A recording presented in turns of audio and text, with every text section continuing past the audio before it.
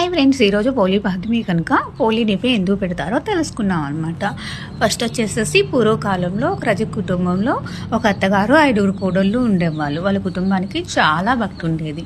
అయితే చిన్న కోడలు ఎప్పుడైతే 6వ కోడలు వస్తుందో అందరు కూడా పోలమ్మను మెచ్చుకోవటం స్టార్ట్ చేస్తారనమాట. ఈ విషయము ఆ అత్తగారికి మిగతా కోడలికి అస్సలు నచ్చేది కాదు.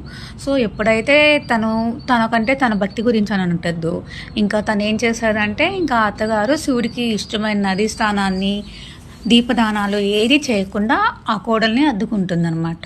అంతేకాకుండా నదీ స్నానం చేయడానికి మిగతా కోడల్ని తీసుకొని వెళ్తూ అక్కడ ఉన్నటువంటి పూజ సామాగ్రి మొత్తం కూడా దాచిపెట్టేసేసేది. ఇంకా పోలమ్మకి పని కూడా మొత్తం చేయమని అప్పచెప్పి వెళ్ళిపోయేది. పోలమ్మ సరేలే అని చెప్పి చాలా హ్యాపీగా పని అంతా స్టార్ట్ చేసేసుకొని ఇంట్లో ఉన్న పత్తితోటి చిన్న ఒత్తు తయారు చేసేసుకొని కవ్వానుకున్న ఎన్నతోటి నెయ్యిని కాగబెట్టేసుకొని తులసి చెట్టు దగ్గర దీపం వెలిగిస్తుంది అన్నమాట. ఆ దీపాన్ని ఇంకా ఆ ఊళ్ళో కార్తీక మాసం అయిపోయిన తర్వాత అమావాస్య పూర్తయిపోతుంది. మార్గశిర మాసం శుక్లపక్ష పాడ్యమి నాడు ఆ ఊరికి ఏంటంటే పుష్పక విమానం వస్తుంది. ఆ విమానం చూసి ఇక్కడ ఎవరికి వస్తుంది ఆ పుష్పక విమానం, అంత పుణ్యాత్ములు ఎవరు అని అనుకుంటారు. ఆ అత్తగారు అయితే వాళ్ళ కోసమే వస్తుందని చెప్పి అనుకుంటుంది. కానీ అది వచ్చిందనమాట పోలీ కోసము.